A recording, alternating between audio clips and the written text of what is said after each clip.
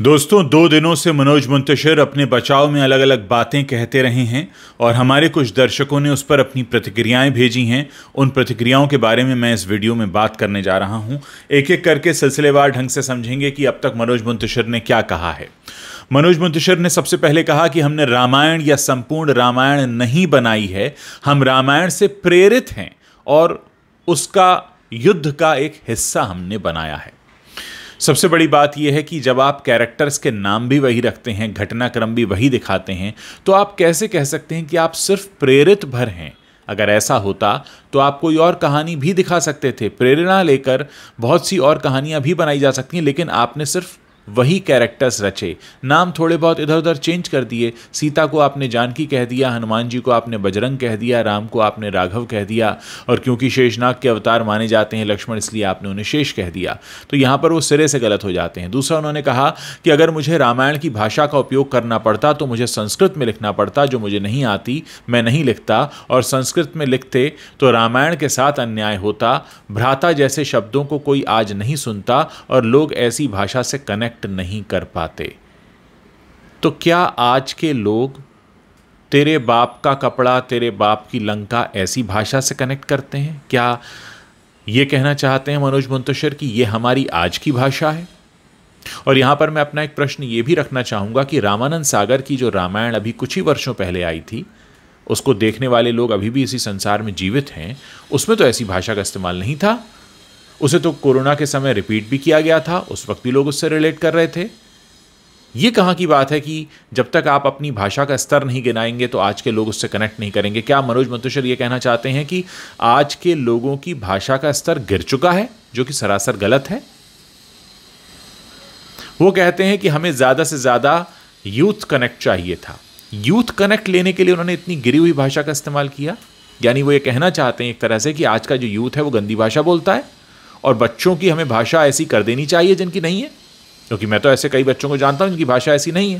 तो अगर मनोज मुंतशिर के हिसाब से चलें तो बच्चों को ऐसी भाषा ही बोलनी चाहिए। हनुमान जी बाल सुलभ चरित्र के थे, कहते हैं मनोज मुंतशिर। लोगों को हंसाने के लिए हमने डायलॉग्स लिखे, हनुमान भक्त थे, हमने उन्हें भगवान बना दिया।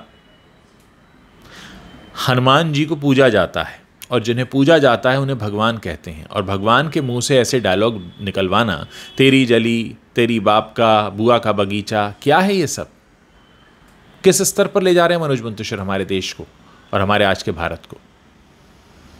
राम का एक डायलॉग है, आज मेरे लिए मत लड़ना, उस दिन के लिए लड़ना जब आज से हजारों वर्षों बाद तुम्हारी कहानी सुनकर माएँ अपने बेटों को बड़ा करेंगी, जब भारतवर्ष की किसी बेटी पर हाथ डालने से पहले दुराचारी तुम्हारा पौरुष याद करके थर्रा उठेगा।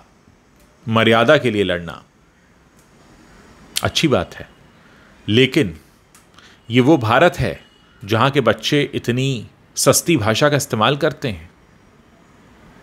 ये वो भारत है जहां के बच्चों से कनेक्ट होने के लिए आपको अपने भाषा का स्तर गिराना पड़ता है। ये कह रहे हैं चरित्र के अनुसार हमने भाषा उपयोग की है। तो हनुमान जी का चरित्र ऐसा था जैसी भाषा आपने इस्तेमाल की है, ऐसा लगता है आपको? फिर कहते हैं हमने फिल्म को शुद्धता के पैमाने पर सेल नहीं किया।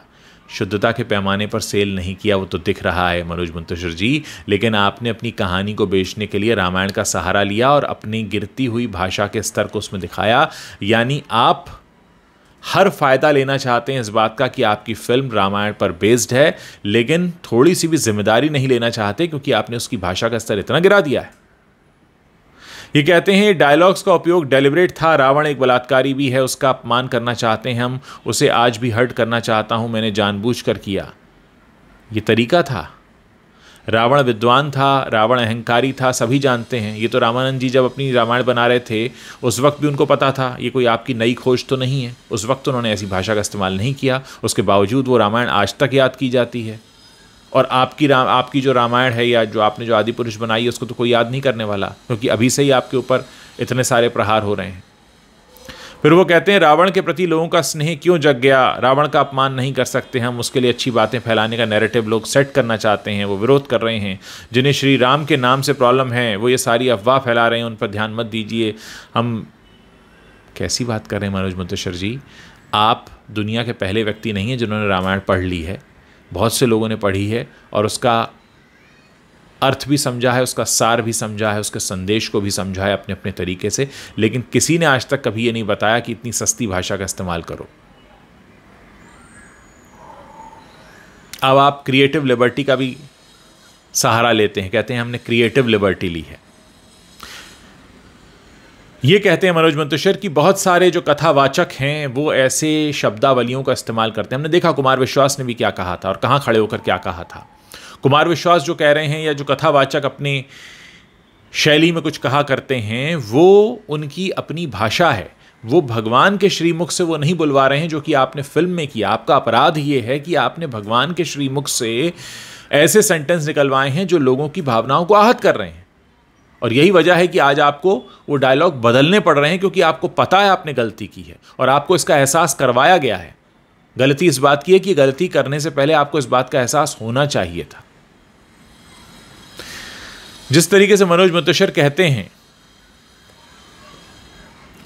कि क्रिएटिव लिबर्टी की बात कर रहे हैं, कभी वो अपने देश में हिंदू बोलना पाप था, जेल में डाल देते थे, लोग घबराए हुए हैं। ऐसा कुछ नहीं है। हमारे देश में सभी धर्मों को मानने वाले लोग रहते हैं, और मैं बहुत से ऐसे मुस्लिम भाइयों को भी जानता हूं जिन्हें ऐसी भाषा देखकर बड़ी हैरानी हुई है। मेरे ही लाइव के दौरान बहुत सारे ऐसे दर्शकों ने कमेंट किया कि हम तो मुस्लिम धर्म को मानते हैं, लेकिन हम भी आहत हो रहे हैं, ऐसी भाषा क्यों इस्तेमाल हुई है। क्योंकि उन्होंने भी रामायण देखी है, उन्होंने भी रामानंद सागर की रामायण को देखा है।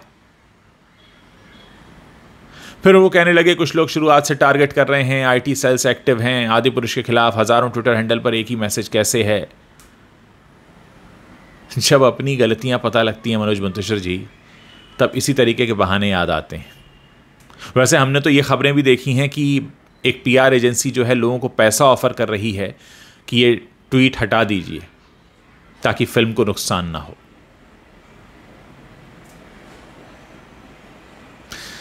बहुत ही असभ्य भाषा का इस्तेमाल है, और सबसे बड़ी बात यह है कि आप चोरी भी करते हैं, सीना चोरी भी करते हैं, और जब आपको हटाना पड़ता है तो आप इधर उधर के तर्क देते हैं। ये नहीं कहते कि हाँ हमने गलती की है, हमें ये नहीं करना चाहिए था, हमसे गलती हुई है, ये हिमाकत है हमारी, ये नहीं होगी दोबारा। और आप ये सोचिए कि कल को आज से 50 बरस बाद लोग ये ढूंढने निकलें कि रामायण में क्या था, और गलती से आपकी फिल्म की ये हाथ में लग जाए रील और वो उसको प्ले करें और कहें अच्छा हनुमान जी ने ऐसे बात की थी। आप सोचिए, आप आने वाली नस्लों के लिए एक गलत मिसाल पेश कर रहे हैं। आप कितना बड़ा अनर्थ कर रहे हैं। मनोज मंतशर जी, इस बात को समझिए। सिनेमा, साहित्य समाज का आईना होता है। ऐसा माना जाता है कि समाज में जो हुआ है या हो रहा है या होता है वही हमें सिनेमा और साहित्य में देखने पढ़ने को मिलता है। लेकिन आप इस तरह से परिभाषाएं बदलने की कोशिश मत कीजिए। लोगों का विश्वास वैसे ही बॉलीवुड से उठा हुआ है, और इस कृत्य के बाद तो बिल्कुल पूरी तरह से उठ जाएगा। दोस्तों, मैं चाहता हूं आप इस वीडियो को ज़्यादा से ज़्यादा शेयर करें, लोगों को बताएं कि किस तरह से लोग इसका विरोध कर रहे हैं, क्यों विरोध कर रहे हैं, क्यों विरोध होना चाहिए, क्योंकि गलत को गलत कहने की जिम्मेदारी हम सब की बनती है। मुझे आप सभी लोगों के कमेंट्स पढ़ने का भी इंतज़ार रहेगा। उम्मीद है आपको मेरी बात समझ में आई होगी। खैर, ये फैसला तो हो ही चुका है कि अब आदिपुरुष के डायलॉग्स बदले जाएंगे, लेकिन आगे भी कभी कोई ऐसी हिम्मत ना करे। अभी नितेश तिवारी भी बना रहे हैं रणवीर को राम और सीता को आलिया।